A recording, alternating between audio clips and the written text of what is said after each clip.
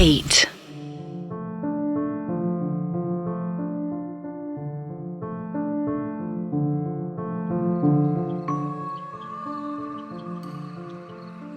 सांझ हो चली थी। 6 बज चुके थे और सूरज छुप चला था। अंधेरा अपनी बाहें पसारे आ रहा था। वेदा उस कुएं किनारे बैठे अपनी सामग्रियां लगा रहे थे। उन्होंने अपनी वेशभूषा बदल ली थी। आर्यन वही बगल में बैठा वेदा की मदद करवा रहा था। सर, एक बात पूछूं? आर्यन ने कहा, जिस पर लकड़ियों को इकट्ठा करते हुए वेदा बोले। हाँ आर्यन, पूछो। जिस पर आर्यन पूछता है कि सर, ये आज आप पूरा वैदिक तरीके से ये सब क्यों करना चाहते हो? मशीन्स मेरे बैग में रखी है, कहो तो मोशन सेंसर लगा दूं और वो टेम्परेचर चेक करने वाला। अब मैं जानता हूं आपको इन सब चीजों की जरूरत नहीं है, पर कहीं ना कहीं ये चीजें मदद करती हैं और हमने इसी की मदद से काफी केसेस सॉल्व किए हैं सर। तो आज क्या ऐसा हो गया? वेदा हंसते हुए बोलते हैं, अरे आर्यन, ये नहीं है। दरअसल मैं देखना चाहता हूं कि क्या हम पूर्ण वैदिक रूप से ये सब कर सकते हैं, जैसे पहले के जमाने में हमारे पूर्वज किया करते थे। तब तो उनके पास ना तो ये टेम्परेचर देखने वाली मशीन होती थी और ना ही मोशन सेंसर, पर तब भी वो कितने ताकतवर होते थे कि बिना इन सब चीजों के ये सब कर लेते थे। तो मैं भी बस खुद को उनके जितना ताकतवर बनाना चाहता हूं। पर हां, अगर जरूरत लगेगी तो हम मशीन्स का यूज करेंगे। और सुनो, जाओ आम की पत्तियां ले आओ। आर्यन वेदा की सारी बात समझ गया और आम की पत्तियां लेने के लिए वहां से चला गया। गांव के सारे लोग आज वहां पर इकट्ठा हुए थे।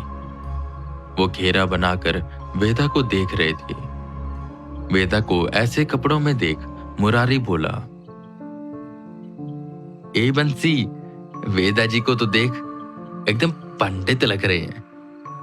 जब आए थे तो बाबू साहब लग रहे थे, पर यही बात तो है, कितने दिव्य लग रहे हैं।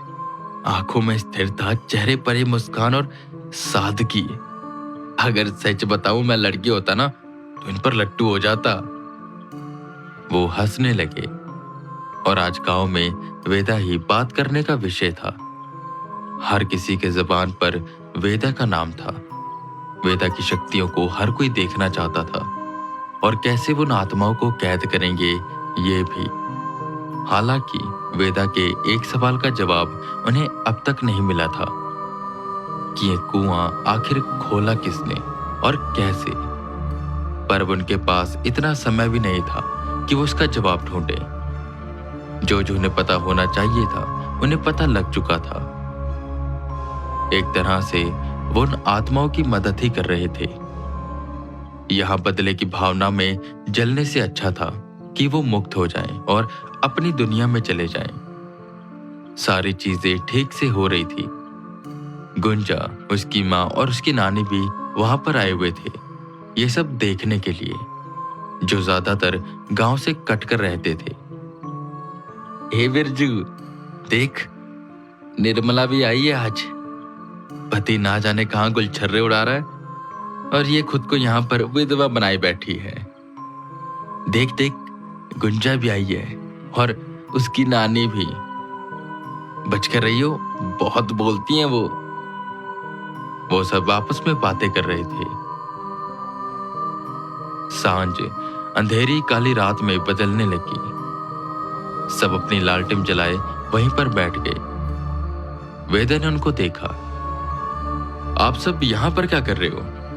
जाओ यहां से। जिस पर गांव का कोई भी शख्स हिला नहीं और बंसी बोला, ना वेदा जी, हम देखेंगे आप कैसे ये सब करते हैं।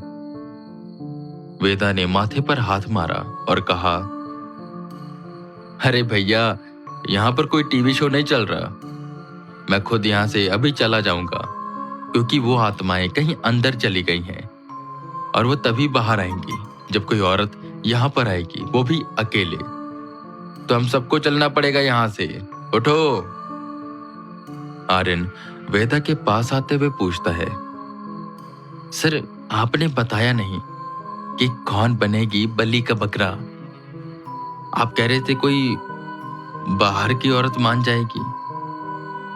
जिस पर वेदा हंसते हुए उसकी ओर इशारा करते हैं। आर्यन, बलि का बकरा नहीं, दरअसल बलि की बकरी मेरे सामने ही खड़ी है। ये है वो बाहर की औरत जो यहां पर आएगी और उन आत्माओं का चारा बनेगी।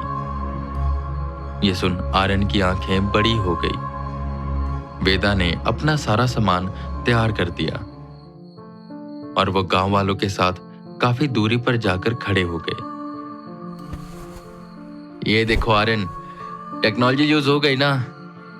आज के जमाने में पूर्ण वैदिक तरीके से ये सब करना काफी मुश्किल काम है।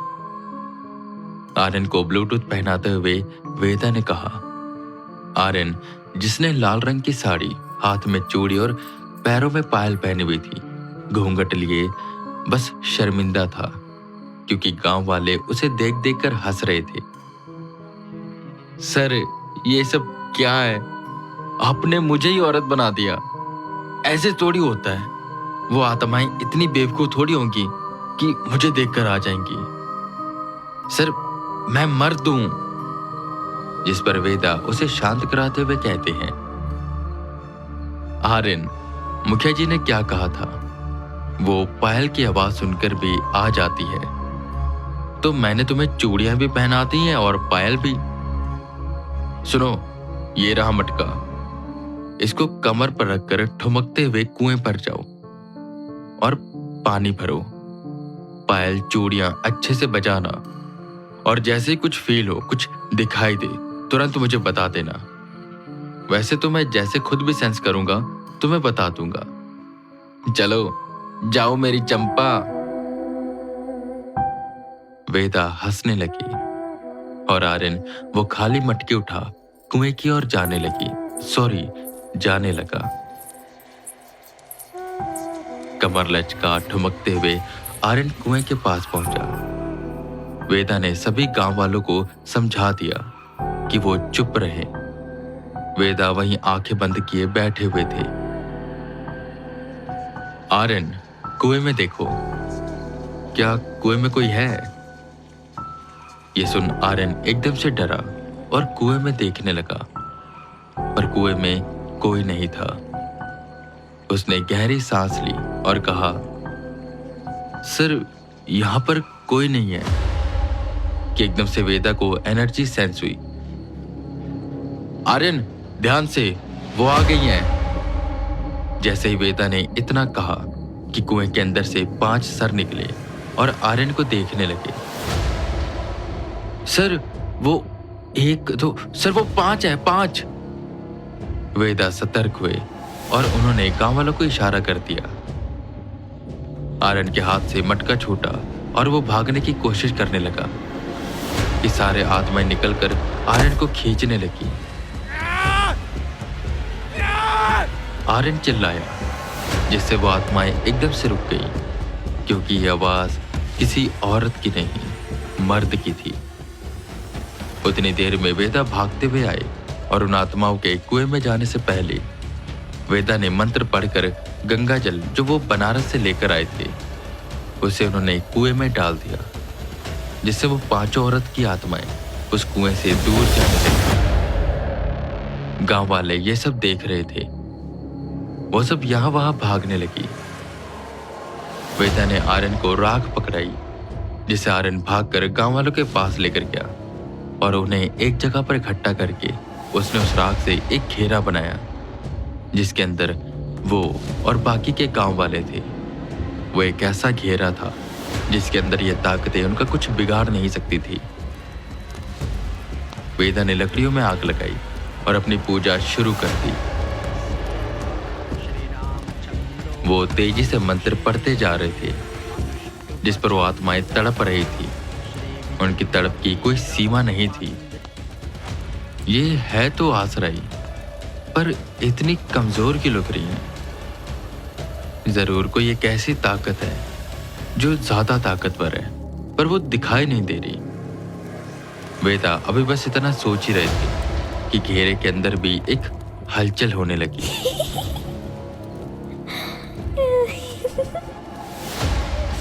अरे अरे, ये गुंजा को क्या हो गया? वेदा ने पलट कर देखा तो गुंजा से एक नेगेटिव एनर्जी बाहर निकल रही थी। आर्यन, जल्दी से गुंजा को उठाओ और घेरे से बाहर लेकर आओ। इसके अंदर कोई आत्मा है। पर यह कैसे हो सकता है? मेरे हिसाब से यहाँ पर 5 आत्माएं होनी चाहिए और ये 5 हवा में घूम रही हैं, तो ये 6 भी कहीं ये। मुखिया जी, क्या उन दोनों बहुओं में से कोई एक पेट से थी? उन्होंने मुखिया जी से पूछा, जिस पर मुखिया जी कुछ देर सोचते हैं और कहते हैं, हाँ वेदा जी, बड़ी वाली बहू के पेट में एक बच्चा था। वेदा को अब सारी बात समझ आ गई थी। ये आत्मा किसकी थी और कौन है वो जिसने उस कुएं को तोड़ा था? वो गुंजा थी जो शायद उस कुएं के पास खेलने आती थी और किसी तरह बड़ी बहू की